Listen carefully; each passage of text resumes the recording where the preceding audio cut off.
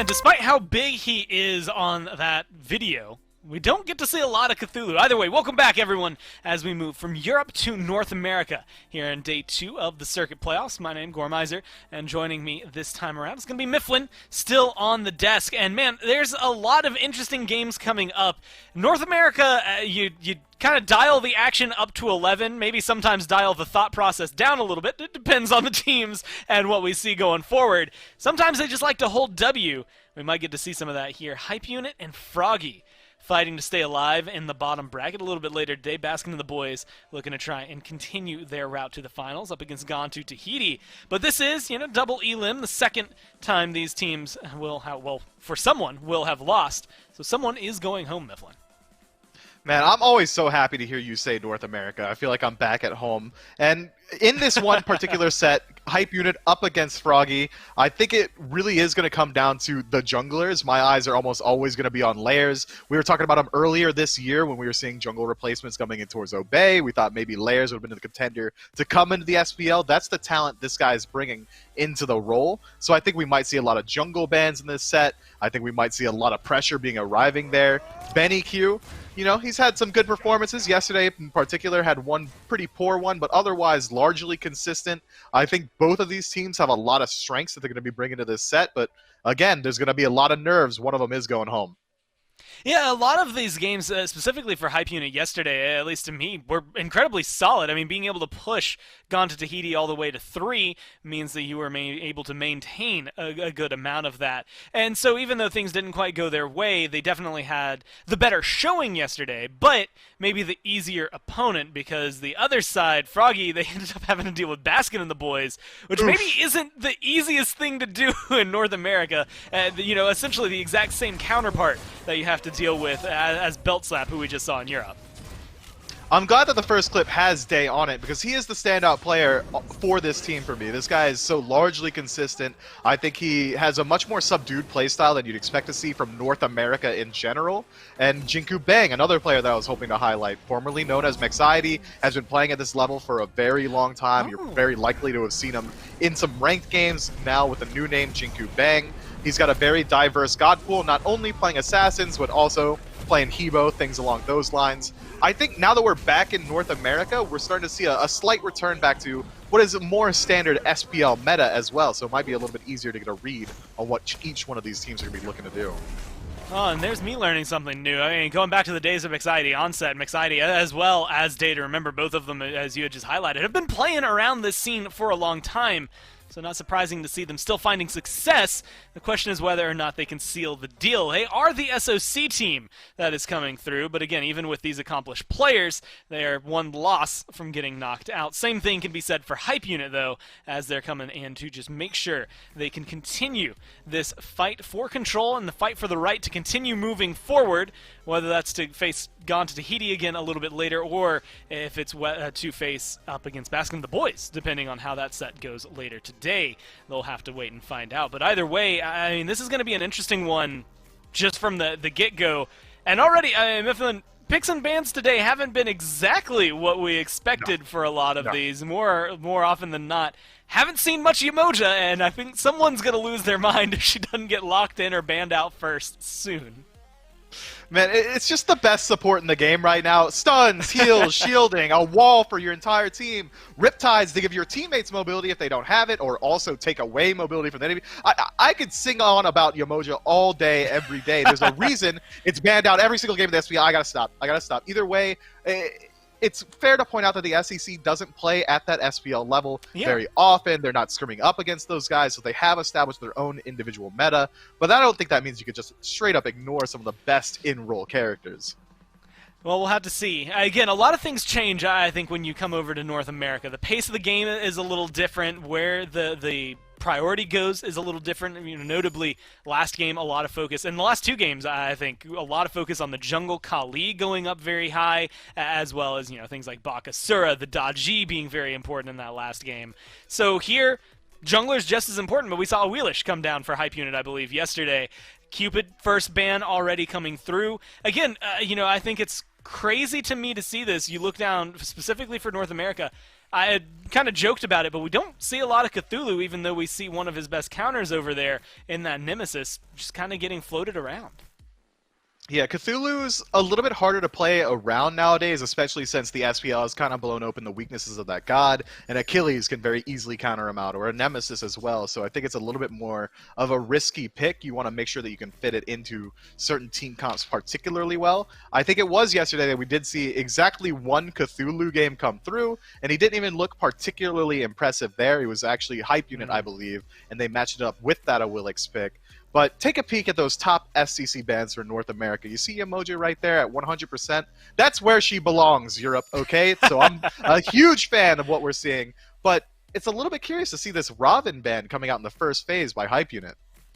Yeah, I mean, something that you yourself have pointed out is a great way to control some of the early game, and he can do a lot for you in the late game, but maybe not one of these players screaming out to me as, yes, he deserves this first ban. Definitely targeted against Froggy, though. There's not many other reasons to do it. The Umoja, we've been talking so much about, going to be down there. Persephone as well. So with one spot open, and specifically noting that Hype Unit have gone for something that's more of a target ban, they're going to be leaving something open for themselves. The question is just what they want to go to first. I wouldn't be surprised to see the Ola Run ban. I also wouldn't be surprised to see the ROM ban, since Cupid's been already banned out. If Froggy decide to not ban out the ROM, that means that Hype Unit's just going to come away with the best in-class Hunter, having already eliminated Cupid themselves. So they've got a little bit that they have to work through here. Do we want to get rid of that fantastic Bastion of magical damage, or do we want to target out Hercules? I forgot. I've been doing SEC brain. That's the SPL ban right there. Get rid of that high-pressure support, Driving Strike, Earthbreaker, all those good pieces. But now there's just so much left available. Hype Unit still can go to picking up that ROM, but with Ola Run open as well, we might see them go there. Well, you had highlighted the ROM, and that's actually the same place my mind goes, just because it's a little double-edged. You get it for yourself, great Hunter to pick up, but really, I just don't want Day to Remember to have it at this point. Like, I want him to be uncomfortable if we can make him, just because, again, history and the level of play, he's going to be one of the more level-headed players there for Froggy. So try to control him and keep him locked up just a little bit, and so ROM will be that first pick over there.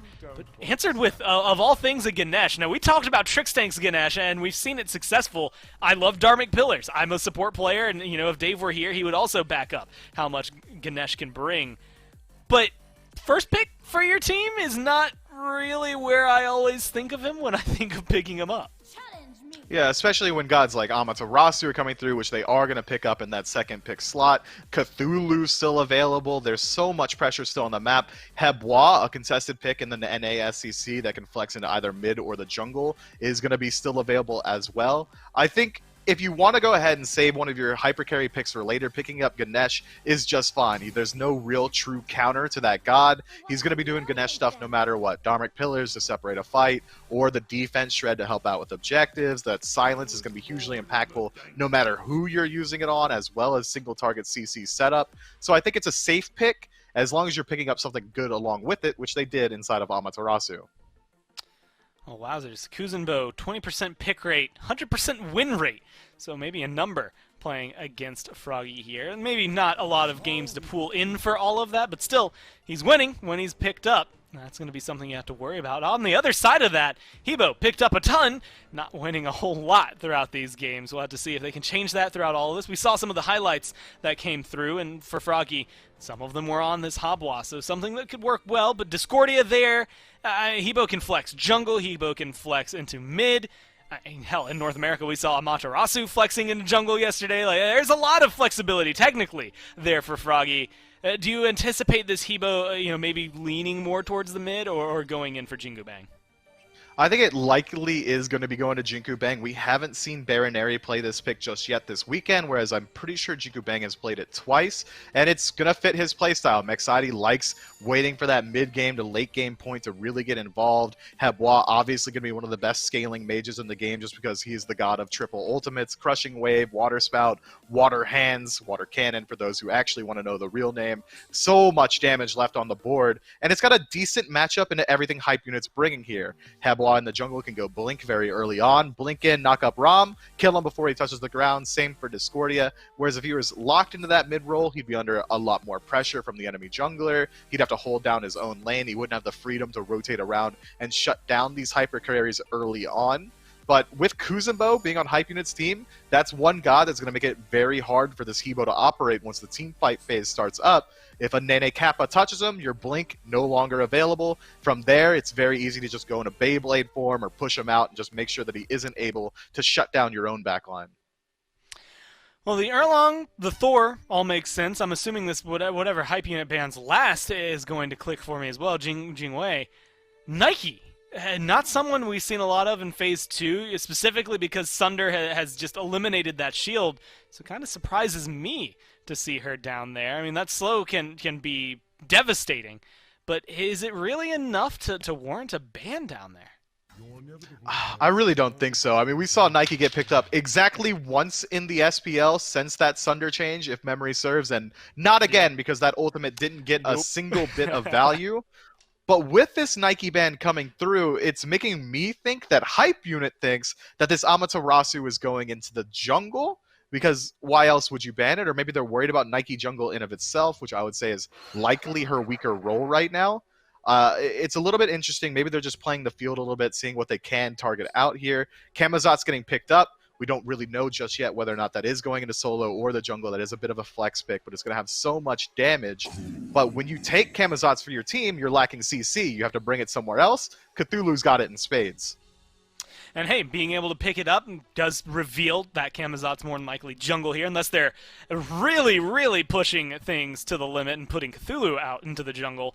And more often than not, we'll see this Cthulhu-Amaterasu matchup that we've gotten very used to seeing. Discordia looks like she'll be matching up tentatively with Hebo. Mage, yet to be seen. Maybe the Amuz Kop or the Kernanos. Both of them very good flex picks into the mid there. And I actually really like this. I mean, Double Hunter, I would argue with the Hebo, the Amaterasu, you get some stellar picks. Amuz Kop, fun fact for the SBL at least, has not lost a game as of yet, so he's doing pretty well at the high end. How do you like these rosters coming through, and is there one that you're leaning a little bit more towards? I think that I might like Hype Unit's roster just a little bit more because it seems like it's a lot less execution-centric. Kamazot's always going to be able to deal damage. Vampiric Bats and Screech, very easy to land abilities with an additional Bastion of Safety inside of your ultimate. Just go to bat out of hell, get yourself out of a sticky situation. While Cthulhu's going to be absolutely dominating team fights, not only with team-wide heals, but also a knock-up every 2 seconds. Whereas Froggy has a team comp that is 3 incredibly squishy dudes, Sir Nunos, Amuz Kop, and Habwa. Those are pretty easy targets for Kamazots to target out every single time with Blink. I think they might have a very hard time playing into this draft. And not all known for their ability to get away, so we'll have to see what Froggy can do here. I like what they've done. Let's see if they can make it a win as we go down to game number 1. Thanks, Gore and Mifflin. Finch and Lermy here as we move into Hype Unit up against Froggy. And Hype Unit should be the one favored here. Froggy watched their SOC counterparts in Pickery Noobs go down earlier today. Will they join them, or will they find a way to find the upset here? Perhaps they can. The Amaterasu versus Cthulhu. This has become a classic matchup over there in solo. Excited to see who comes out on top. Yeah, not to mention that they've got this Habwa in the jungle to counteract some of the terror that a Cthulhu can bring to a game. I'm really excited to see if this Habwa can get off the ground because he's going to be paired up with an AMC mid. And as Gore said on the desk, AMC right now, 100% win rate, which is crazy to see because this character is pretty much known for being one of the most immobile characters in the game. It's kind of crazy to think that that kind of a character is able to find success. You know, I was just thinking about that before we came into the game, like how there used to be this conventional wisdom that AMC was too immobile, perhaps, for the middle lane, but what he really has is just clear pressure. This dude clears waves fast and has the ability to move around relatively quickly with those hives, has great burst potential too, which gets some items online. Hunter itemization is pretty good right now, and he's able to make good use of that too. I love this AMC mid pick. Excited to see if Baronary can make it work, but he's going to have some trouble with Layers of Death, Chaotic Purpose over here in the jungle that he's up against on this Kamazots. I feel like this is where that immobility can really punish him against a god with this much chase potential. Yeah, normally you're kind of bashing Camazotz because he's only really got the slow as the CC, but up against an immobile character like an AMC, it's not too bad to deal with, especially considering the Camazotz is the one that has all that mobility. He's got the leap, he's got the bat out of hell. There's so many ways that he can chase down these immobile characters and make something work. He's got a lot of options, you're right, man. And it doesn't feel like it normally in other aspects, but like when you said when he's up against some of those min laners maybe with a little bit more mobility, but in situations like this is where Camazotz really can make his hay. And I think that the desk was right to kind of be leaning a little bit towards what Hype Unit had to offer, because this is a strong draft. The Cthulhu, the Rom, the Kuzenbo largely considered are becoming one of those best supports now in his role. It looks like we are going to take some time to try and get us back into the game. We're working on it on our end, but there's a lot of strong picks on this Hype Unit draft. Plus, they just have a ton of talent here, right? I mean, Layers has done it at the best level before. Wolves has done it too. They were console champs. They came in as part of that inter-cross play that they did, and they made that work for them too, going up against some of the best in the SPL. This is a strong team, Hype Unit here. I'm excited to watch them play. Yeah, 2 times console world champions for most of the members of that squad, and here they are. They once were over in the SOC as well. They are graduates of that league coming into the SCC. Right. I believe it was in the 2nd phase, and now here in the 3rd phase, they are once again back in the final. So they have been consistently improving, showing up time in and time out at these events. They clearly have been growing a lot, and it's really great to see.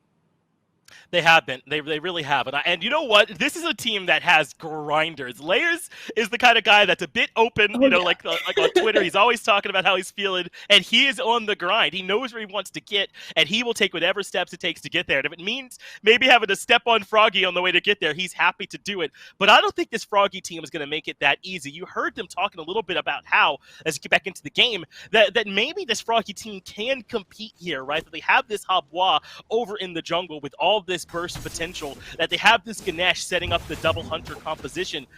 I think Hype Unit are the favorites here, but they got to make sure they don't take Froggy too lightly, or they could suddenly find themselves in a bad position out of the tournament.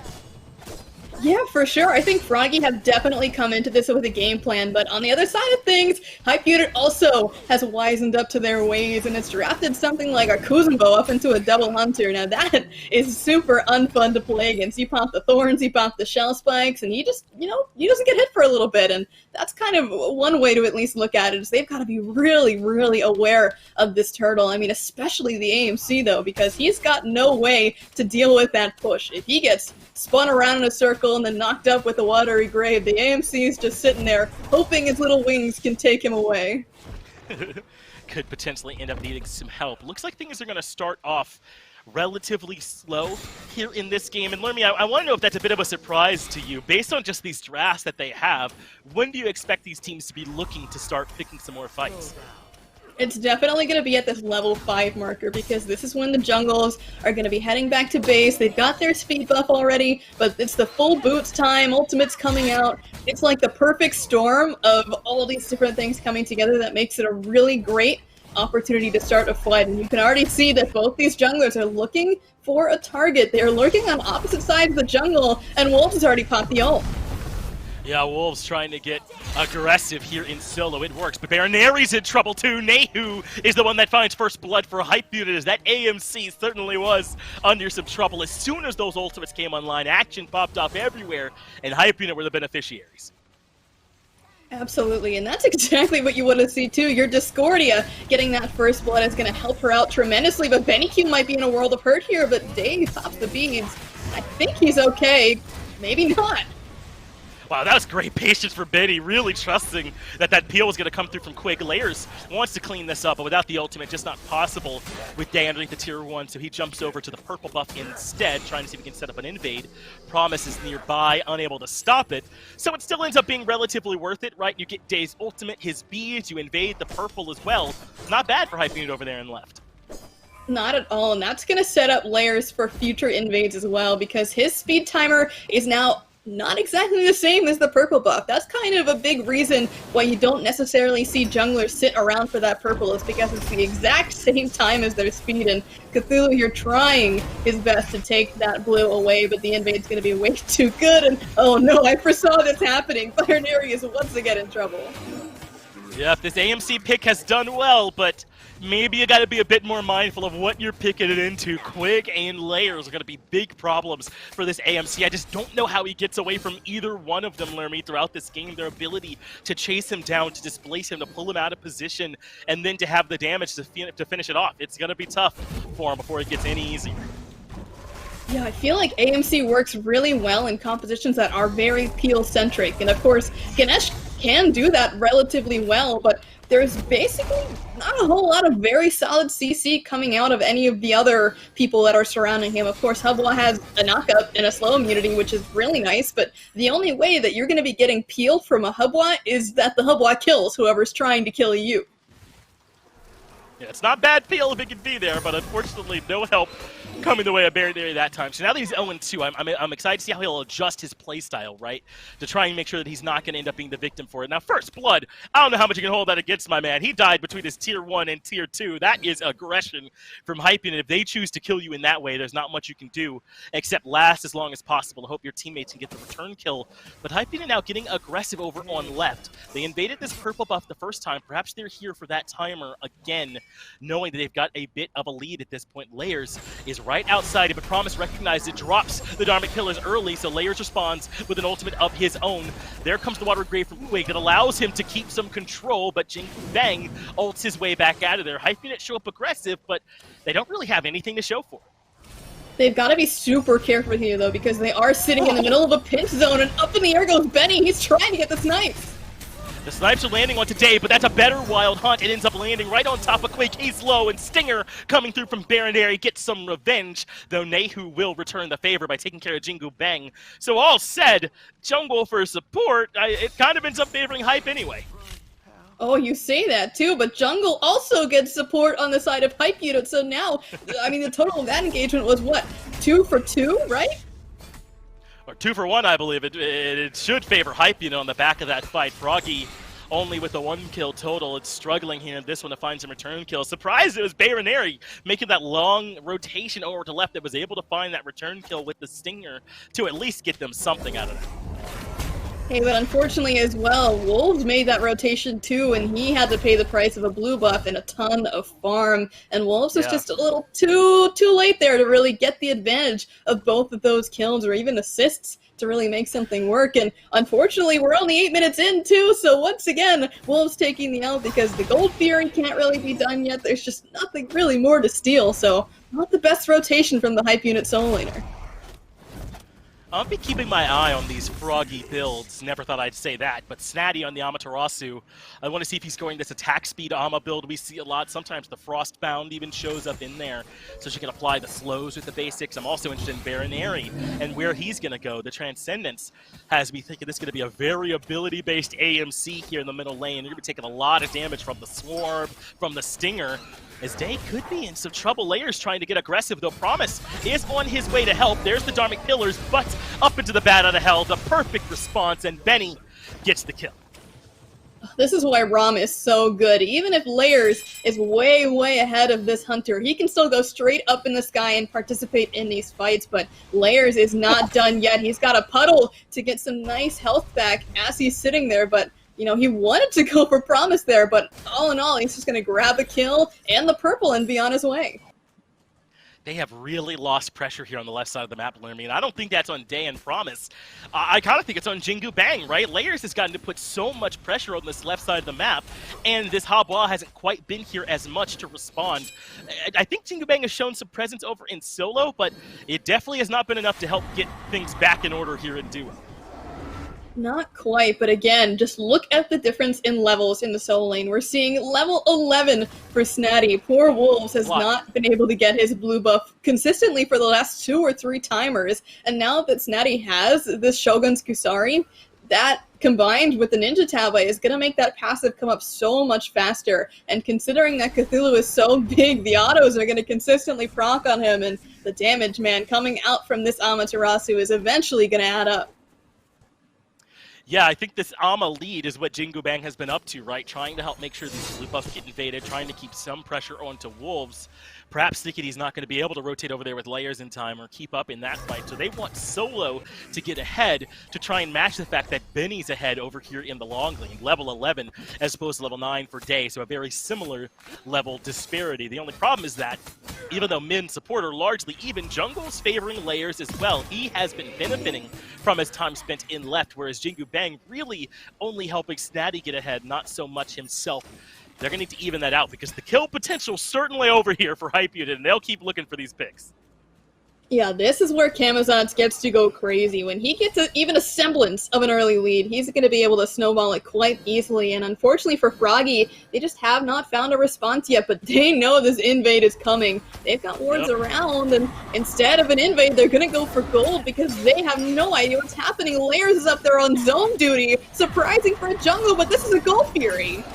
I really like this call. Yeah, the Gold Fury belongs to Hype Unit, and because Froggy are going to play so defensively there, right, waiting for Layers to commit into trying to strip away that purple, instead of stepping forward to gold. And what's the worst case scenario for Hype Unit there? They get a favorable fight. Froggy, I don't think, want to fight right now. It's Hype Unit that would love a little skirmish, a little scrap in the jungle. So just great recognition from these guys, and I'm telling you, you got to be on the lookout for this Hype Unit team. This is one of those hungry squads that will take whatever you give them, as now there's trouble for Snatty.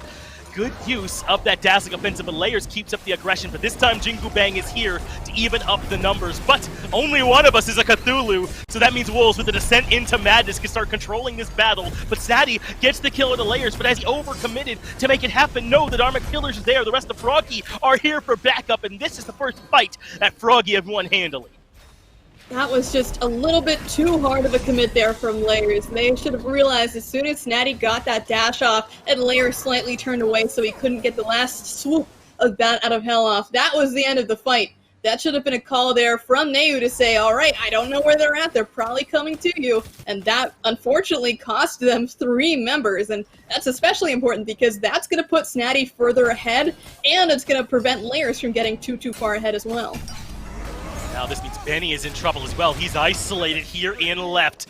There he got the kill on him. Must have died to the dot while he was up there.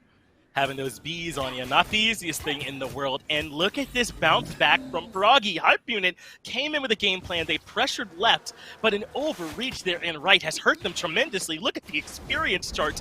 It's diving straight back down in favor of Froggy. Only an 800 gold lead.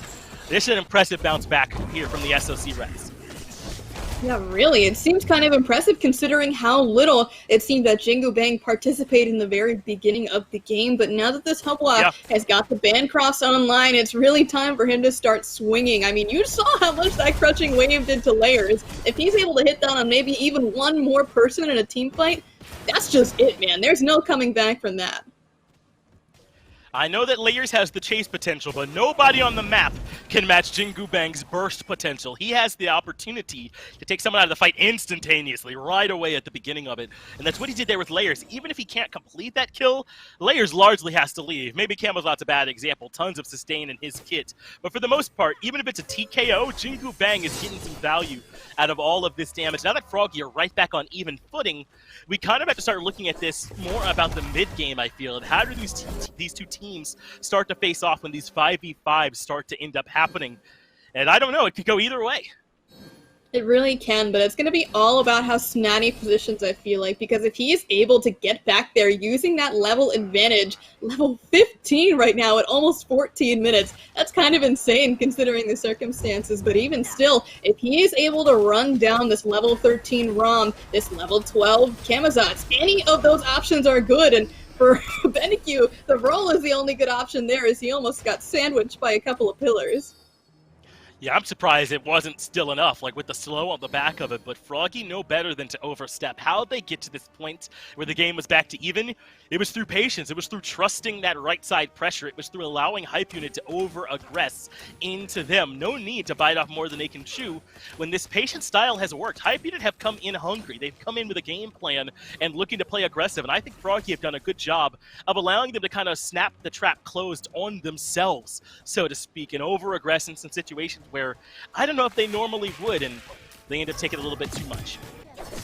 Yeah, for sure. Now that Hype Unit kind of got slapped back in that last fight, they've kind of been quiet here as Froggy straight up does the Pyromancer. No kind of contest on that at all, and Snatty is just making this lead even more hard to deal with. 3 levels up on Wolves right now. This Amaterasu is slowly spiraling out of control, and it's really going to show once these 5v5s happen, like you said.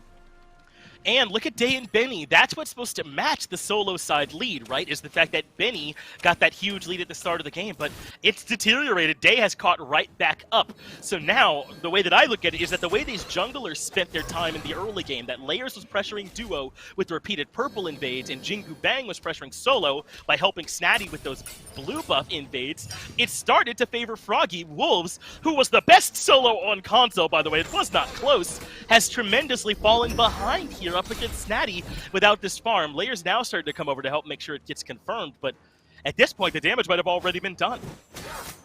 Yeah, I guess my biggest question here is that, you know, if Layers had shown up to those fights, would it still have mattered? And I honestly have to say no. I think Layers made the right call. He just kind of slowed it down at the wrong points. He made a great play over on the left-hand side when they secured the Gold Fury, but as soon as he was diving a little bit too far on this Amaterasu, that's when things started to go wrong for Hype Unit. So, honestly, as long as they're able to play this late game a little bit better than their mid game, it should be fine for the boys of Hype Unit. They still have a very solid comp. It's just all about managing this Amaterasu.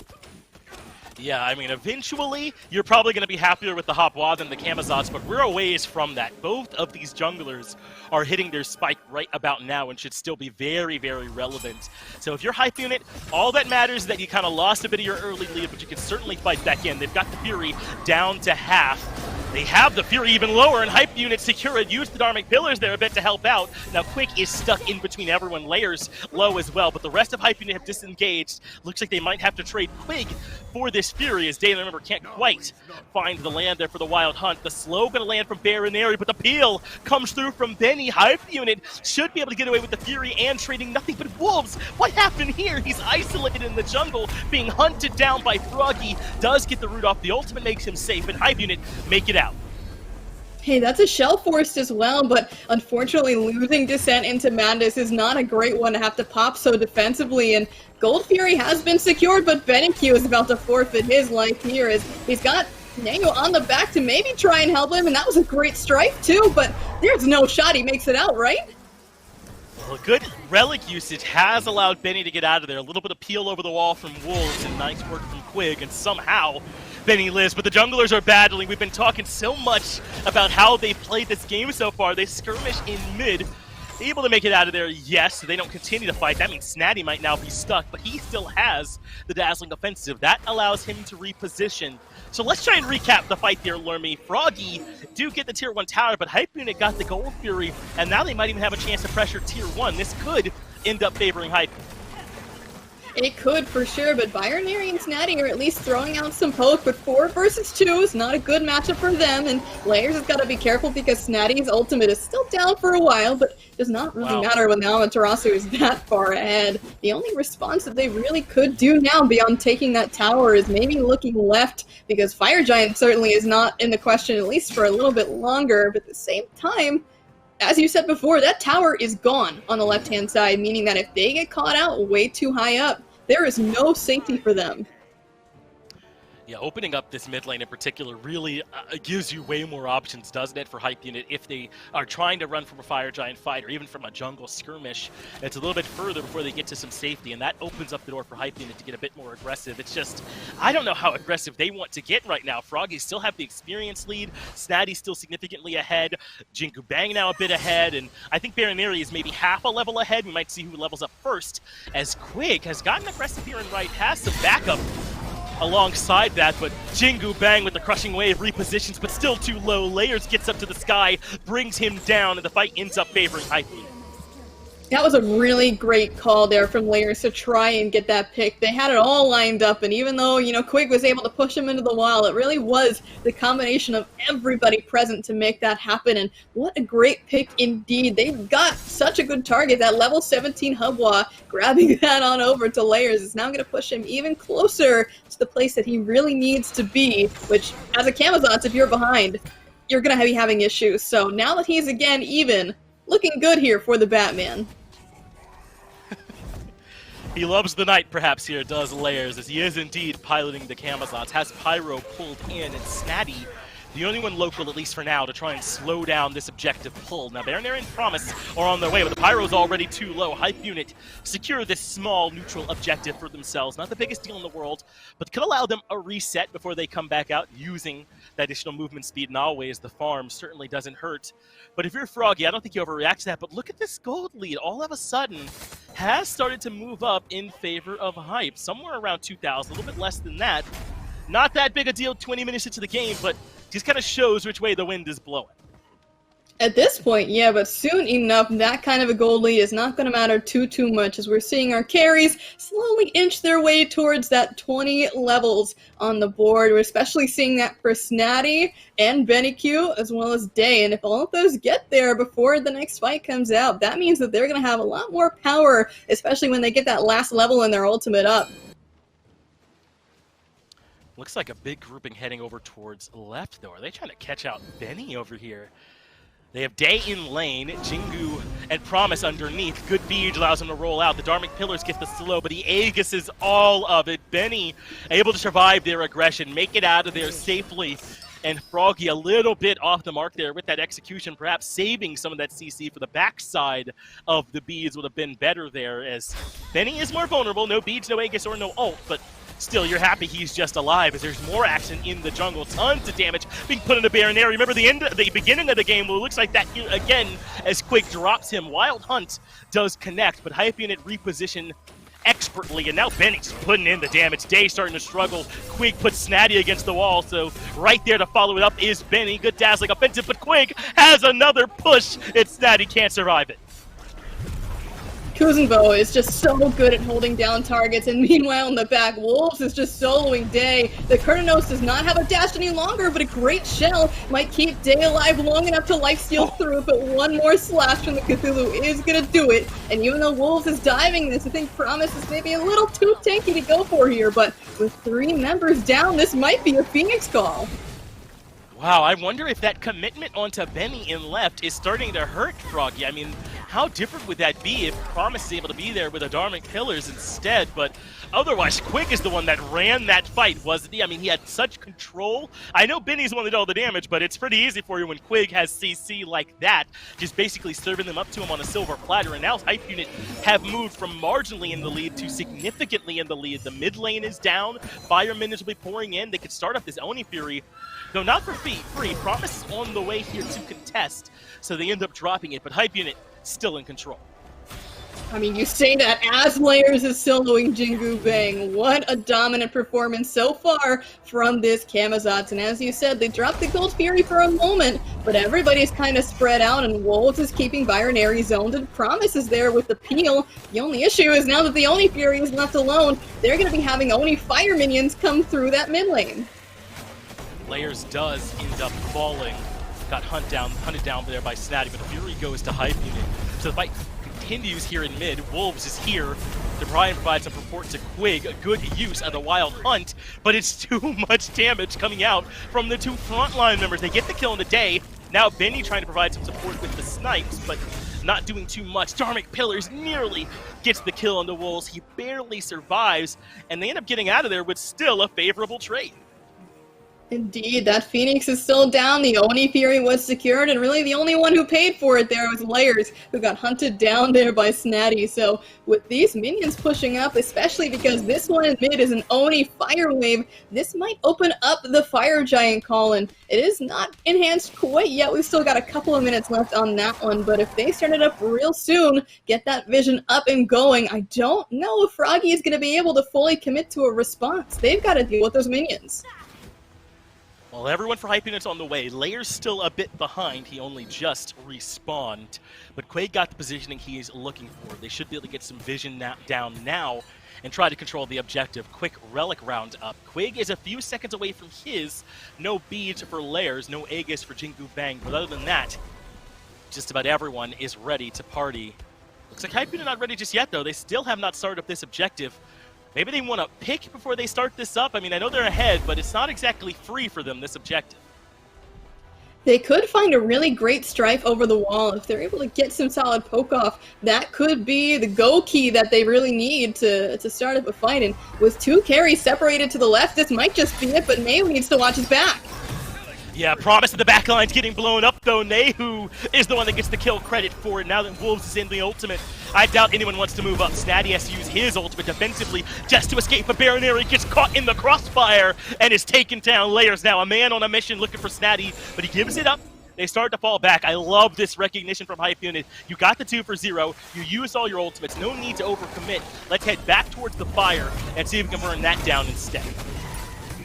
Jingu Bang does have ultimate, and Day is around the corner should he choose to walk in there, but if I'm looking down the barrel of a Kuzenbo, there is no shot that I'm walking in there, so that is a free Fire Giant there for Hype Unit, having not lost a single member in the fight either. And no ultimate for Snaddy this time. I know you got the movement speed aura, but will it be enough? Who am I kidding? Of course it's enough. Amaterasu as fast as they come. So Hype Unit will settle, in air quotes here, for the tier 2 tower in right. Happily take that one. Now grouping up for the right side. Phoenix, Froggy.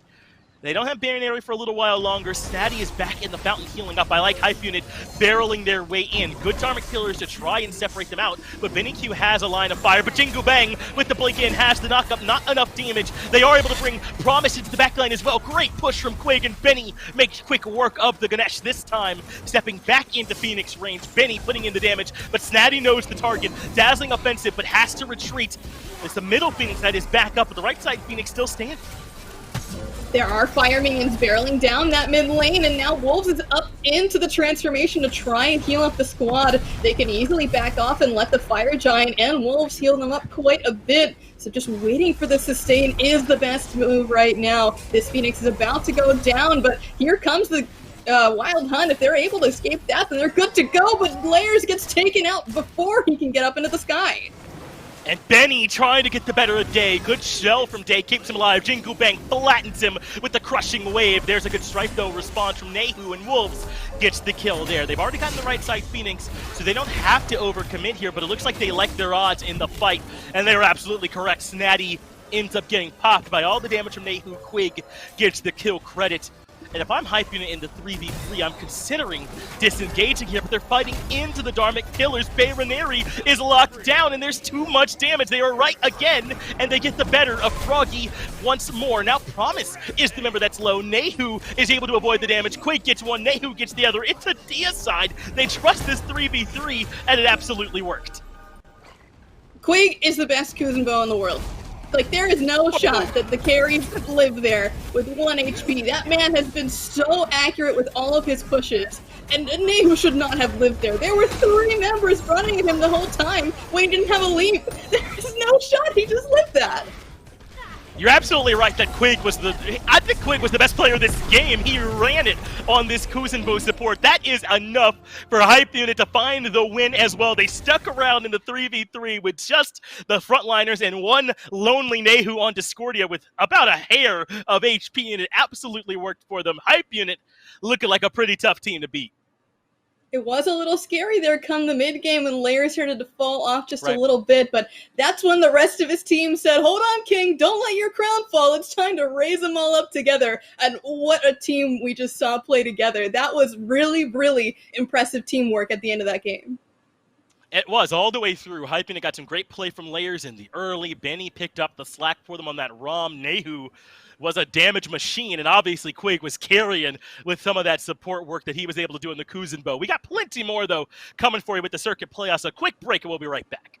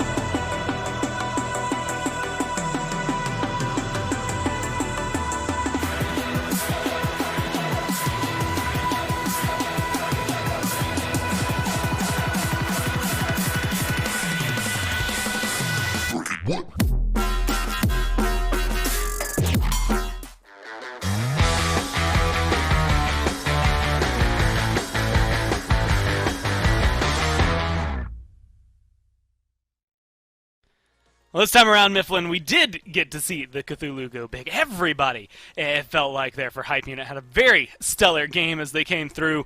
And even though things started off maybe at a different pace than we anticipated, they ended exactly where we thought they would as we move forward. Fun game one here as we move forward, and you were looking at it. I mean, Benny had a pretty good game. Layers had a good game. Quig, though, maybe caught my eye the most. I always like looking towards the supports. Had a lot of good setup that came through. I mean, what really rang true for you there? Duo lane diff. You know, we might as well just split the difference. If we want to talk about Quig and we want to talk about Benny, we can talk about the lane as a whole. It seemed like every single time Froggy decided to take a fight on that side of the map, it was a bad decision. They lost out. Quig setting up for all the auto attacks. Benny came online so incredibly early, got those kin size up and ready, and was absolutely shredding through the enemy team. It just seemed like this squishy composition that Froggy decided to run couldn't really work out. Every single time Baronary was spotted, he immediately died. Layers did a fantastic job separating him from the team fight, and then once we saw him fall down, if Baronary wasn't alive, the whole entirety of the composition that Froggy put forth here just wasn't able to operate. Now I'm going to give it some shout-outs while you still see some of those damaging abilities come through. Nehu had a pretty stellar game. I mean, everybody on this, like at that point I have to mention Layers and Wolves because they also did incredibly well. But I think Nehu had a very solid game for Hype Unit, considering yesterday, especially game one yesterday when we saw it, Nehu didn't have quite the debut that you would want to see for your mid lane. So 4-0-8 there, undying throughout that game. Quig 6-2-8, maybe some of those are last hits, but we saw a lot of those were him just doing the job that needed to be done. And of course, top damage there goes the way of Wolves. A lot of control picked up for Hype Unit throughout that game. And it starts to open up the questions as to what to expect from Froggy in terms of changes here in picks and bans. That Cthulhu was ninth pick and still ended up having some marginal success, but I think we're starting to see the reason he's not this top pick for a lot of these teams anymore. But you start to question it. You know, this Camazotz comes in and does well. Kuzenbo comes in and does stellar. A lot of these things that aren't necessarily the top tier end of the meta are what's really driving Hype Unit to the win. Yeah, I wouldn't be surprised if we see Froggy try to make the adjustment and address the Cthulhu, but you're right, it wasn't Cthulhu. If anything, Kuzenbo should be what they're looking at because he was the one operating as that disruption factor. A lot of the times we saw when Wolves try to go in on his own, he'd immediately lose out on 80% of his health bar, 50%, then have to be forced into using his ultimate defensively. Meanwhile, Quig was doing everything your Cthulhu wanted to do in your backline the entirety of the time. This Kuzenbo pick was such a huge determining factor for this game, and it's reflected in his damage. He did about 15k. That's enormous. He tied out his jungler as well. You can't let this man get away with that. Yeah, it's always awkward, one, as a support to be able to do that much damage, but when you're on the enemy team and the support's getting that much damage done, well, you know they're in the fight throughout all of it. But that's game number one. We'll have to see, again, what they can do here as we move forward to game number two. Picks and bans-wise, Froggy are going to be in the driver's seat. More targeted bans does technically mean more things open for themselves to maybe scoop up for this first pick.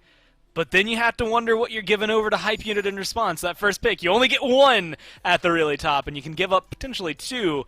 So you have to shuffle this very well, and you had already called it, but that Kuzenbo is the first thing to get taken out of there. Smart move 100%. Can't let Quig absolutely dominate that side of the map. And it's not even that he was dominating the duo lane. He rotated through mid and made sure that Baronary was having a bad game as well. The only adjustment that I really want to see from Froggy, it's not individual god picks. I want to see, as a whole, them return to a more normal team composition. I want a mage in your mid lane. I want an assassin in the jungle. Go back to what's been working since the advent of SMITE. 8 years, 9 years running, those have been exactly where those gods have been going the entirety of the time. That double hunter draft is only something we really seen get success from player teams like SSG, and they usually flank it with 3 guardians or something along those lines to make up for your lack of frontline. Froggy just ran a little bit too many squishy picks, and Hype Unit had a team that could absolutely abuse it. I don't imagine we see the double hunter draft come through again.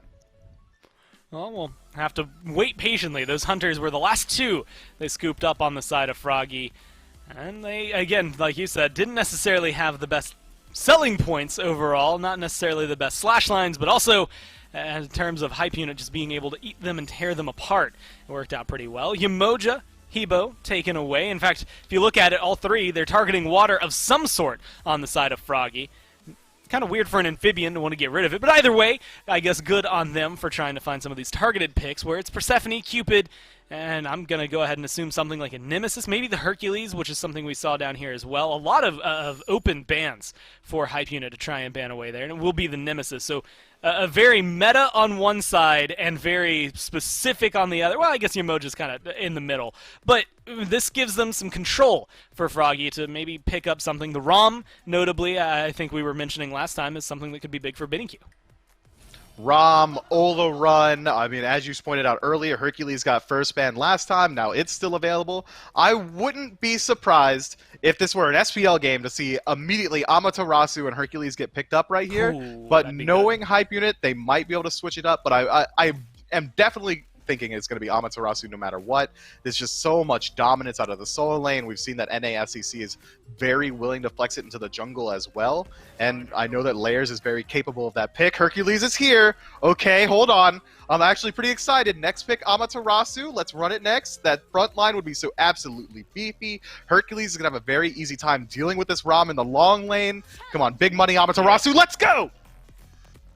Bringing it in, and now I am quaking in my boots if I am a mid laner, honestly, if I'm a jungler, if I'm a carry, a little bit if I'm a solo laner. Like, the only person who might not die consistently is a front line, and specifically a Guardian over there for Froggy.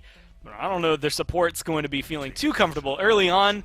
I mean, Rom, Hercules, I want to say maybe cancel out each other's aggressiveness. Together, it could be a lot of pain. So Hype Unit, stellar first swing right back at Froggy. Raven, though, someone that was banned out by Hype Unit, and we were kind of questioning it during picks and bans of game number 1, now locked in for Froggy, so maybe being able to showcase why it was deserving of a ban. And a Terra, of all things, not necessarily where my mind was wandering when it came down to Guardians. How do you like this? I think that if you wanted a Terra here, you could have got Terra 10th pick easily. No one's banning this character out. They're very unlikely to take it away from you as well. I think if anything, I would have liked to see Froggy maybe pick out a mid laner. We've already seen that a lot of the mid lane pool's been banned out. Persephone and Hebois. Discordia had a huge performance last game, so no surprise that Hype Unit are going to it here. I think that they could have very easily gotten away with something along those lines and then got their Terra later on. But it seems like Froggy's trying to hold on to their picks. Terra's not a god that's easily counterable. There's not really much on the board that is a direct counter to her, so it's a very safe pick, and it's not revealing too much. We've seen Terra have success in solo lane. We know that she has her home in the support role as well. So if they're just trying to hold on and see if they can reveal a little bit more of Hype Unit's draft before they try to make a decision on which one of their carries they want to take, that makes sense to me. But if they're really worried about getting Terra, I don't think that should have been the case.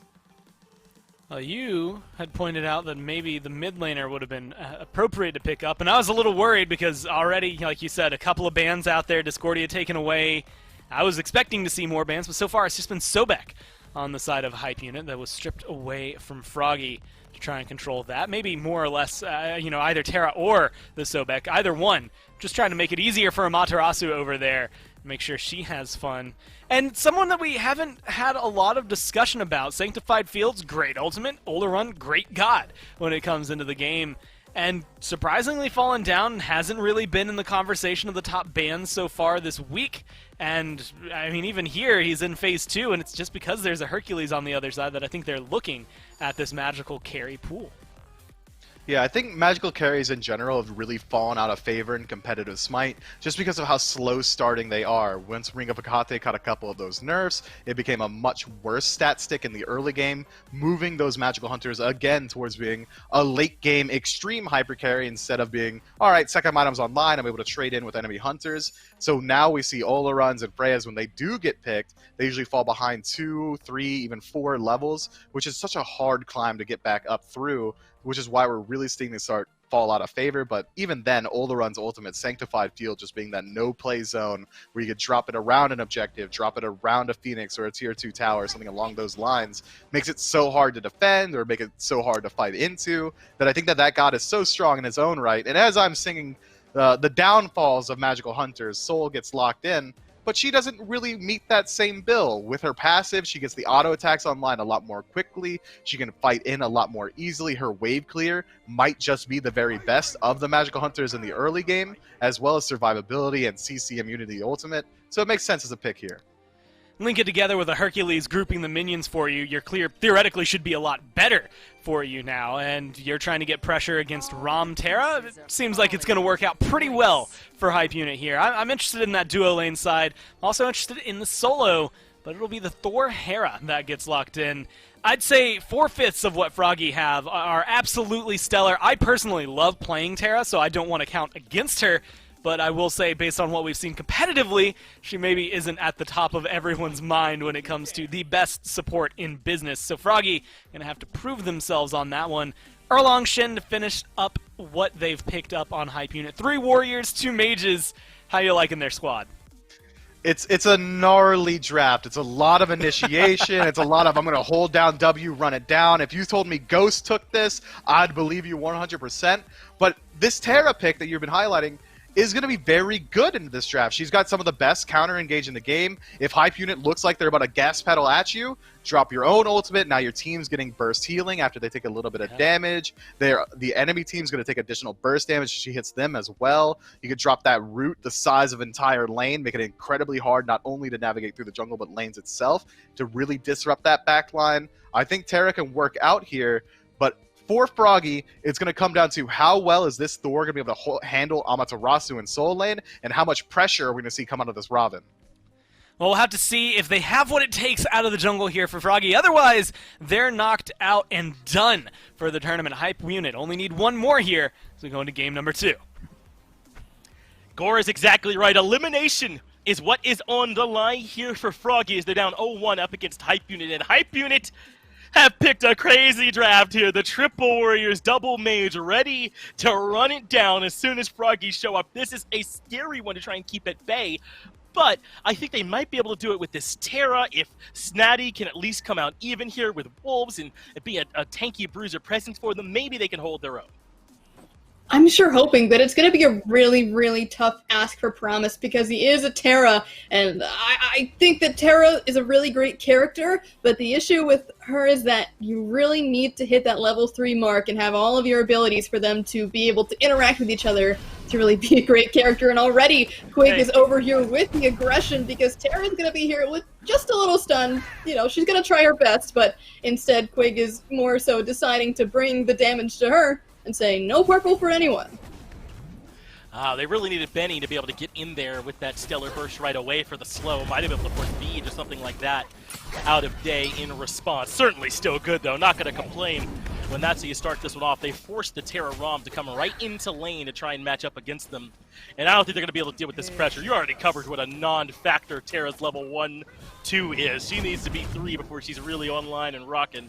And I think Quig and Benny are trying to shine a spotlight on that with the way they started this lane. Ooh, nice double stun, though, coming out from Promise, so there is a little bit of things that this Terra can do to at least make some kind of a mark, but clearly Quig is the one in control because he is just wonking at them at this rate, not letting them have a single inch in this matchup. You're making a good point, though. Promise is clearly not unfamiliar with playing this Terra, is he? Playing it quite well. It's just that even when you're playing Terra at her best level 1, there's a pretty low ceiling on what return you can get from a day. Now all the way pushed to his tower and low. Looks like Layers is here to help with the purple buff invade, and really not a whole lot Promise can do about this one on his own. So that is the purple buff successfully invaded. Both Alphas, Oracle, and the purple still over there. A lot of duo side farm if Hype Unit feel like they can comfortably come take it, as looks like Jingu Bang trying to invade, but I don't think he was successful. Layers now here to help out as well, and Jingu Bang could be in a bit of trouble, especially with Quig rotating in too. They have the driving strike, not able to pull him back in. Unruly Magic is there, so Nehu should be able to find that first blood for Hype Unit. A nice return there on the invade will make it work, and here comes level 2 for Promise, so he has the pillar, but unfortunately he does not have the dash, so it's just a heal right now, and Day is doing his best to clear this wave, but a ROM without any other kind of support other than maybe a stun on 3 minions, you know, is not going to be able to clear it out as much as this Soul, who's got not only a very strong AoE attack, but also a very strong basic attack steroid in her passive. You know, I knew Hyphen was going to come in and be aggressive here, Lerby, but somehow I feel like we still undercounted how aggressive they were planning to be. Quake with the early rotation over to mid to set up that kill onto Jingu Bang, who was looking for the red buff invade, which was not successful even in the first place, so definitely not worth it for him. Hype Unit have really come out of the gates ready to go here this time. Now coming back to secure their own purple and trying to see if they can get Benny off to a great start here on this Soul. And this is what I wanted to ask you, Lermy. How do you like mage ADCs in general, but especially Soul here? They took quite a bit of a beating to some of their core items, especially Hecate. How does Soul here still fare?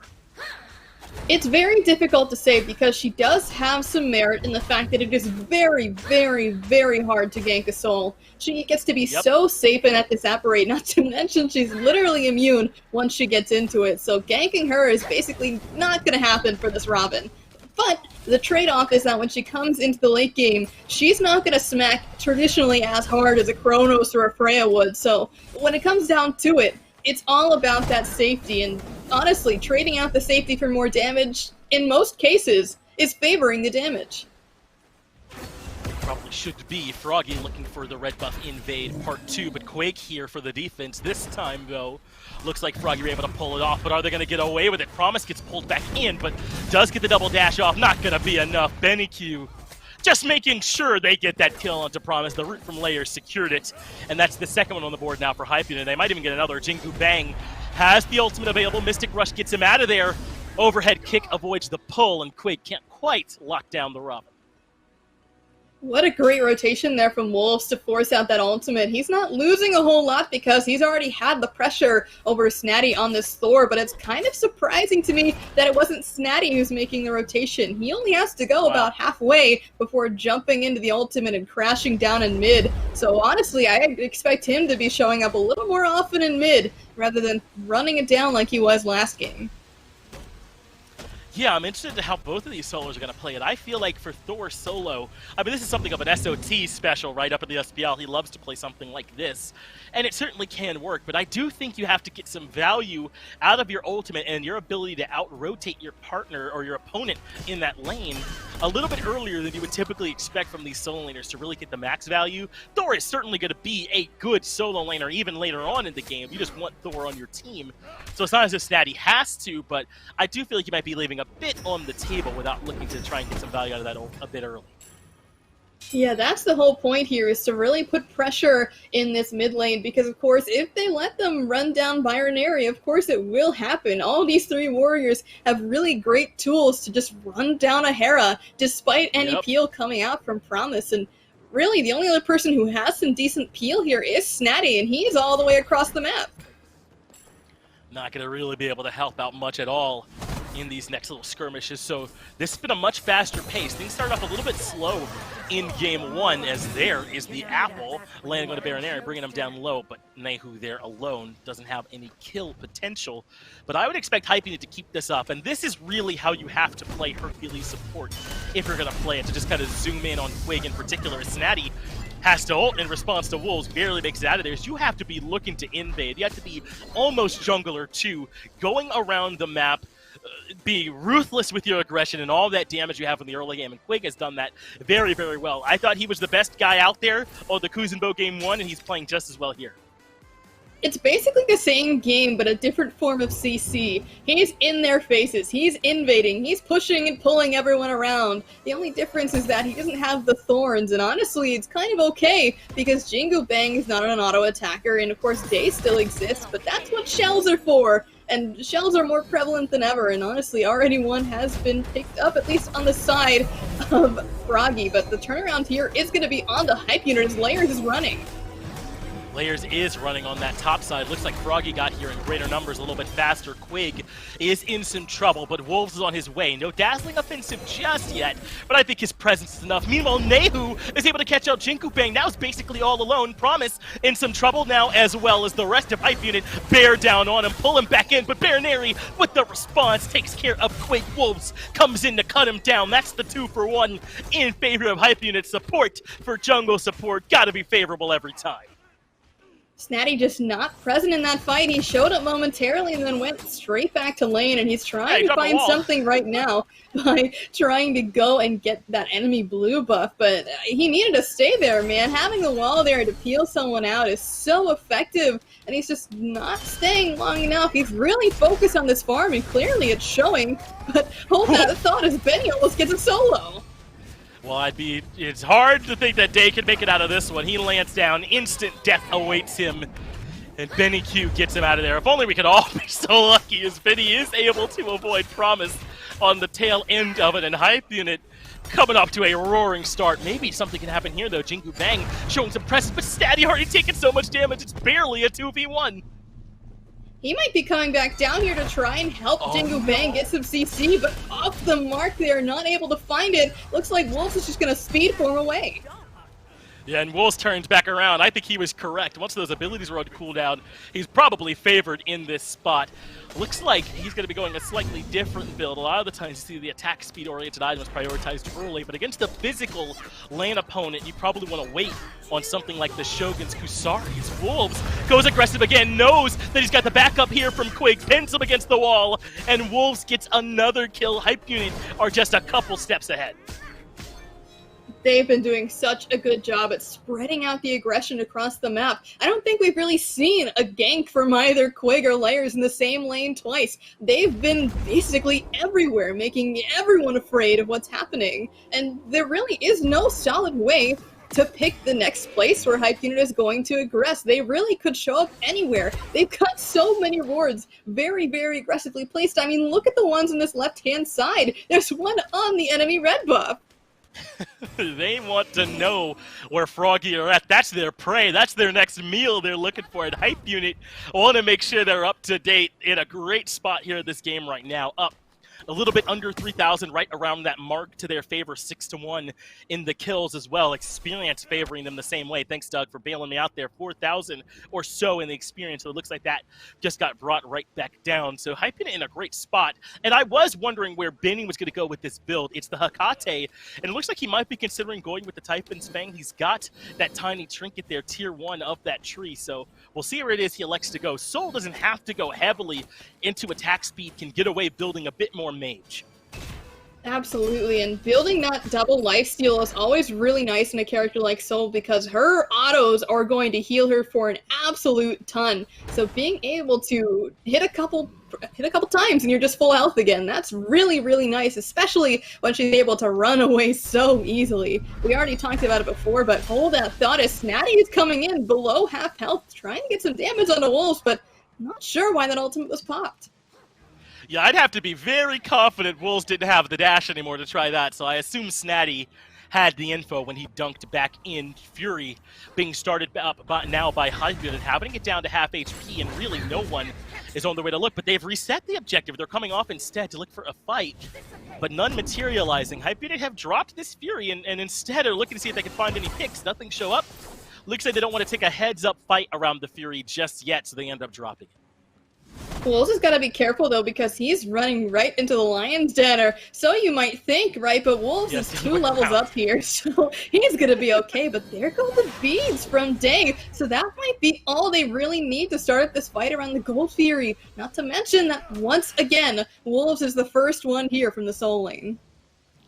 Good call, Army. They are indeed ready to start up this Fury. Day will be contesting from the sky, so this is not free. Good stun coming through. This will be close, but Hype Unit secure the objective. Jingle Bang gets 1 kill, but Nehu has the return, so it's 1-for-1 support for support. But a big dunk down from Snatty saying hello. Welcome to the left side of the map, my man, as he gets the double. And that's it for Layers and Benny, 2-for-1. And I don't know if Hype Unit can find much on the backside of this, but Wolves and Nehu have done some work together before. So perhaps today will be the same. Ultimate still available for Snatty, so it couldn't even have been the dunk. He got the double without it.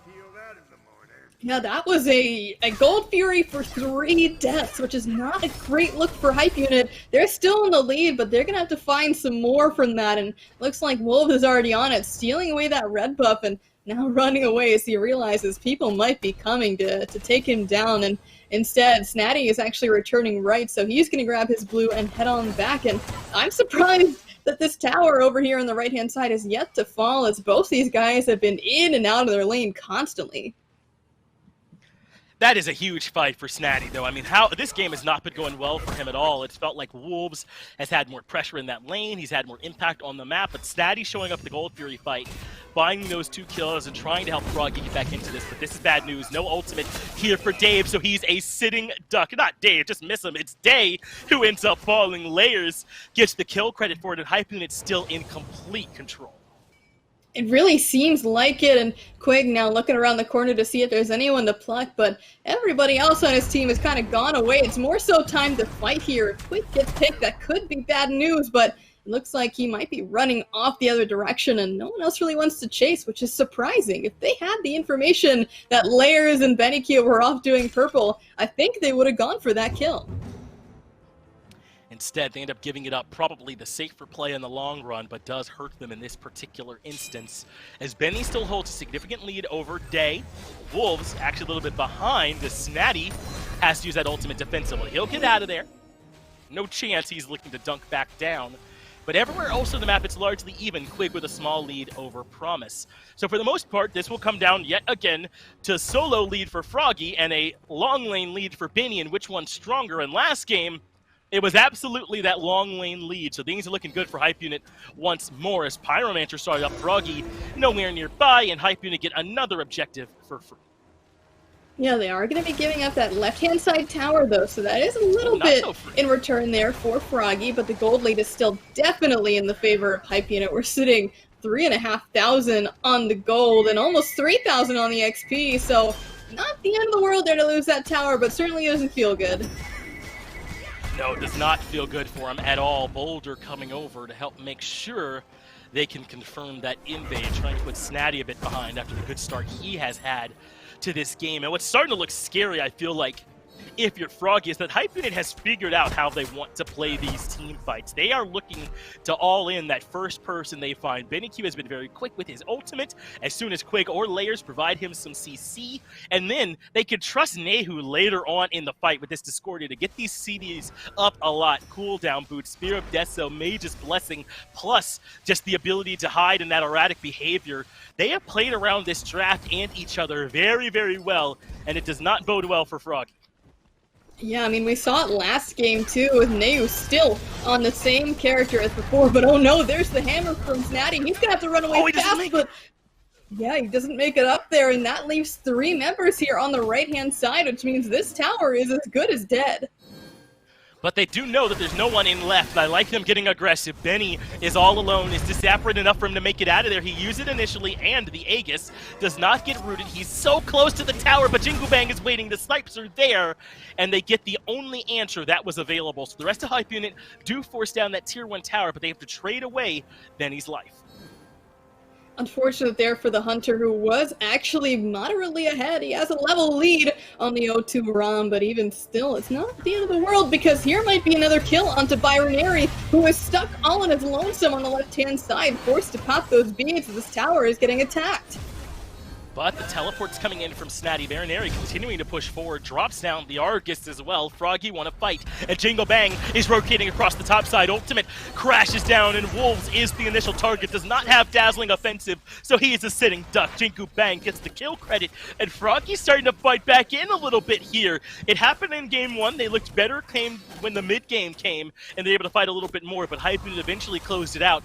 They're hoping it's not a repeat here in game 2. Well, it's getting closer and closer here as the gold actually drops underneath 2K for the first time in a long while, it seems, and now everybody is getting closer and closer to being even. I think the next big thing for these guys is to defend this, not Pyromancer, sorry, Primal Fury, because it's really the only accessible objective at this point. I mean, basically all tier 1 towers are wiped off the face of the planet at this point, except for really the next closest one is that middle lane one that's living on by, 1 or 2 HP, but even still, there's way more gold sitting in this Gold Fury pit if they choose to take it. Well, Hype Unit can't be ready just yet. They don't have layers, they don't have wolves. So they are positioning, but probably not going to start right away. Froggy, not exactly in position either, but they have players that can get there a lot sooner to try and help out. So we'll see how they can rotate in. Looks like we'll be having another pause getting it sorted out here, but I think you were right to identify this Fury here, Lermy, is going to be the next point that they're looking at. That fight is the one that they're going to be looking at to see if maybe they get the lead back for Hype Unit or if they can fight their way back in. Yeah, the big question for me was left on a cliffhanger right there. Will Byronary make it out alive? Find out next episode on Dragon Ball Z, but instead it's the SMITE circuit playoffs here as Layers in the middle of his turtle form, knocking Byronary up. There comes the pause, and really, if Byronary is able to make it out of this one alive, I think that Froggy can actually come back and defend this Primal Fury, but if Byronary dies, it might be a big issue for them because they're going to be missing Argus in that fight, and Argus does actually do a lot. A lot of the jokes are, oh, Hera's not the god, it's Argus. So if Argus, is missing, it's going to be really, really difficult to get into that fight. Can't be saying that. Polymorph is nasty. What a good part of that fight, huh? So you definitely want to have Hera there with you. Looks like we should be going right back into the action. I believe Layers did get that kill onto Baronary exactly. He is going to have to take that seed out. So Lermy, as you hypothesized, Hype Unit should be able to go right to this Fury, and they are, knowing that they've got the 5v4.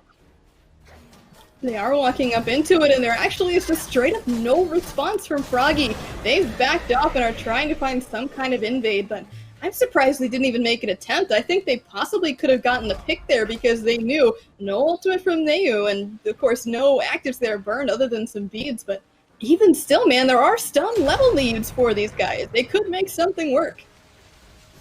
They're definitely not out of it yet. I'm right there with you, Lermy. I think Froggy only down 3k gold 18 minutes in with a couple members who are even or even maybe slightly ahead. This is something they can fight back into, certainly. This will be the replay to that kill Layers got at the top of that fight. The kill onto Baronary, the dive under mid, a help from the apple, perfectly timed, and Layers able to take Baronary right on out of there. And if Layers can do a couple more engagements like that, then Hype Unit won't have too much more trouble closing this game out. Yeah, they really need to be careful, though, because if they let Snatty get into this back line, that could spell trouble. There's a whole lot of dive on Hype Unit, but not a whole lot of peel. And, of course, we've said time and time again that Benny Q is on one of the safest gods in the game, but the same can't necessarily be said for Neu, who's getting chased down right now.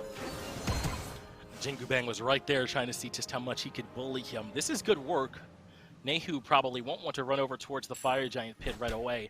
We're only 19 minutes in. I don't know if either team really is all that eager to start up the Fire Giant. We're not that deep into the game just yet. We might be why we're seeing Hype Unit get aggressive towards this blue buff. Not going to find much there, but Snatty's locked out. He still has the ultimate, though. Should be pretty difficult for them to kill him before it channels. And yes, Snatty is out of there, just that ultimate is now on cooldown. Perhaps now Hype Unit can feel a bit more comfortable trying to force one of these objectives. Well, the objective they've chosen is the right-hand side tier 2 tower, and with Soul there, it doesn't stand a chance. That tower is going to crumble in an instant, and now they're going to back off. We have the Pyromancer available, so I'm guessing that's the call from these guys. They are zooming straight for it.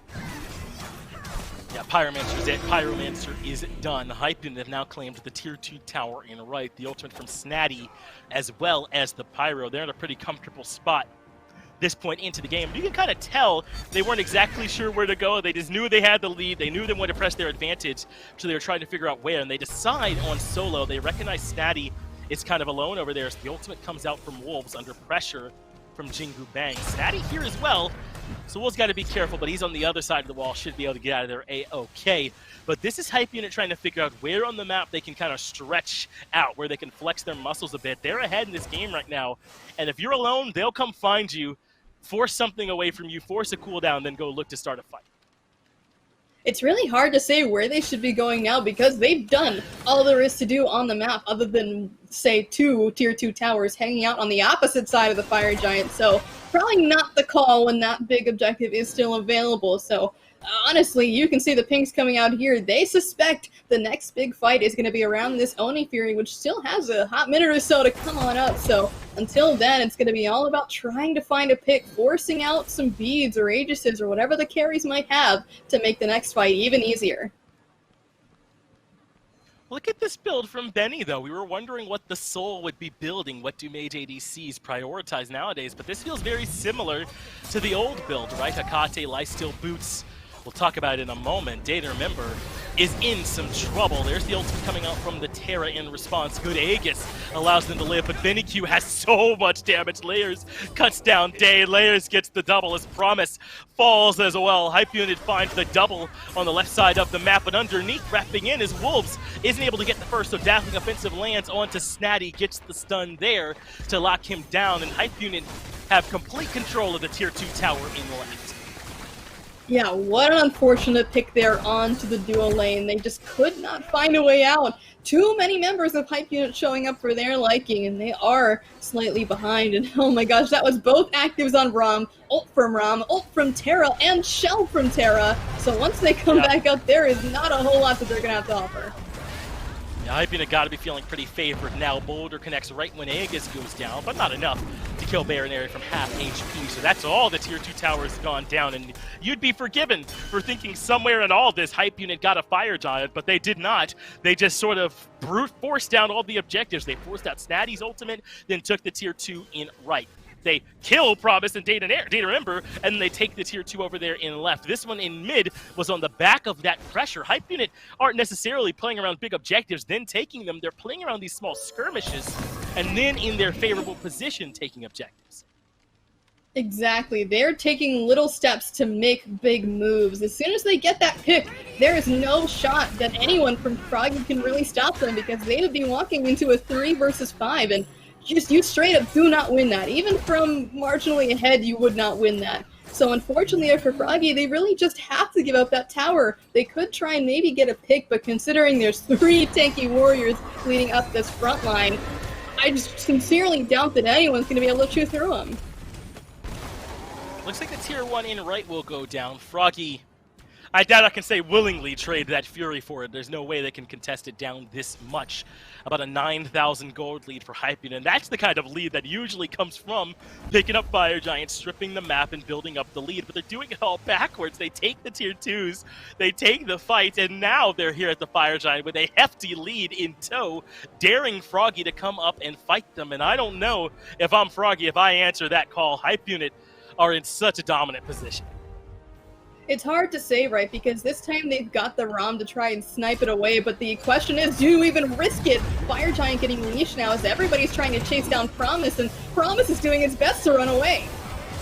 It was a bait, though. They didn't want to do the fight yet, or do the objective. They wanted the fight. Then he takes care of Day. The early person they were looking at was Promise, but they switched that target easily, and now Layers getting the better of Jingu Bang. In the back of the fight, Layers completes the kill onto the other hunter, onto the other jungler. Quig is able to remove Promise as well. That's a 3 for 0, and things are going to get worse before they get better. Snatty falls as well. Baronary is about to become the deicide here for Hype Unit, and if they just group up and push down these Phoenixes, they might even just be able to push on the back of it. But hold up, Baronary is kiting quite effectively. They have now traded off the Phoenix aggro. That is it for Baronary, and very likely it for the game as well. Hype Unit with the full deicide gonna storm right in and take the set 2-0.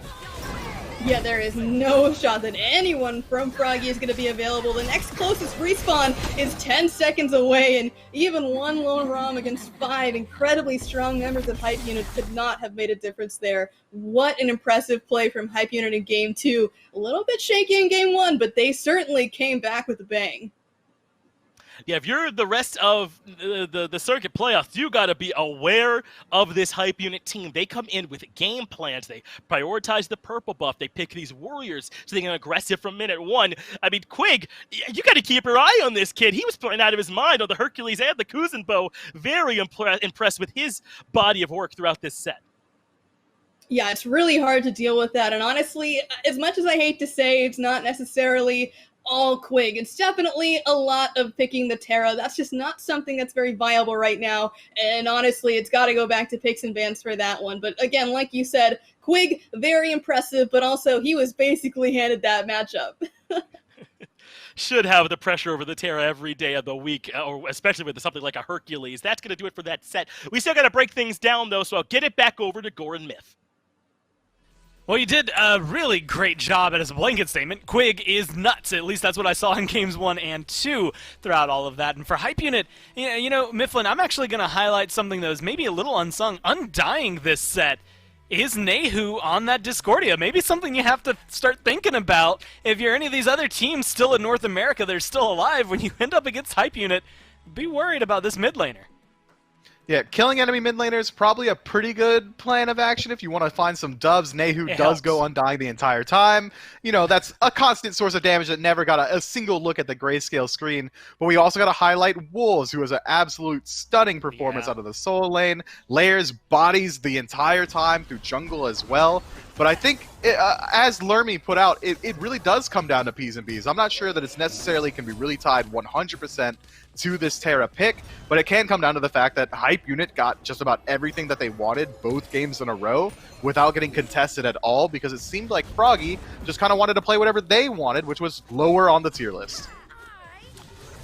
Yeah, unfortunately, you know, when you are able to get what I would argue is maybe comfort picks, but you end up giving away 3 of the best warriors in the game right now, it's going to end up costing you pretty much everything you had. Benny Q as well, a stellar game over there on that Soul. And when it came down to pincering people, I mean, that's 3 warriors in solo lane, I guess technically where they belong, but you could see Layers' presence all around the map, as well as that burst damage that Benny and Nehu could bring into the fight. Much like Finch said, they seem to come into the game with an execution, a plan, and they are able to bring it every single step of the way. At least this set, they didn't seem to meet much resistance that forced them to adapt on the fly. So good on Hype Unit for continuing their tear here in the bottom bracket as they move themselves forward. 5-1-7, really solid game for Layers. Nehu, again, undying throughout the 2 games. It's hard to talk about any one of them when they're playing this well as a team. They really are looking good. I mean, we could probably just go ahead and say duo diff again, because Froggy's duo lane dropped a fat 0-9 in that second game of the set. And, yeah. I mean, that really comes down to, again, the game plan that Hype Unit come in with. They were constantly putting pressure on that side of the map. Layers was constantly looking at the purple buff, making sure that he was able to get over there, slow down the farm that Day was able to get, potentially pick up some kills, 9 of them to be exact. It just seems like Froggy came in not really doing the homework of what the playstyle is of their opposition. Hype Unit kind of play this pseudo ghost style in that we're going to lock in tanky front lines, we're going to hold W. If you're not as good as us, you're probably just going to die. And today, Hype Unit was just the better team. And hey, I mean, if you're the open circuit team already coming through, getting taken out by a couple of the guys at the top of the challenger circuit, it's not too surprising for it to end up going the way that it did. But for Froggy, at least in the future, I do expect to see them at some point in relegations trying to fight their way into the challenger circuit, considering they did have some decent performances across the 2 sets they played. That's Hype Unit moving themselves forward, as you just saw in the bracket. Now, Baskin and the boys going up against Ganta Tahiti, fighting for that right to go to the finals with a 1-game advantage. The other one will end up against Hype Unit. Could be a rematch, could be a fresh match, depending on how this next one goes. But before we get to that one, we're actually going to go to a quick break. But right before that break, we're going to talk to you about a series I've started up called Godly Guides. It's very simple. We're coming in, trying to discuss some of the gods that you see throughout SMITE and teach you how to play them at some of the entry level, give you the idea of what you need to know so that you can then step forward and act the same way the pros do. So without further ado, here's Godly Guides. Well, hey there, guys, gals, and non-binary pals. It's Gormizer here to talk to you about Godly Guides. This is a new series where we teach you how to play gods good and do other things good too, but really just the god thing. So make sure you catch our most recent video where we talk about the Wicked Witch of the Woods herself, Baba Yaga, and how to control the chaos she brings to the battlegrounds. All of this and more only on the SMITE YouTube channel.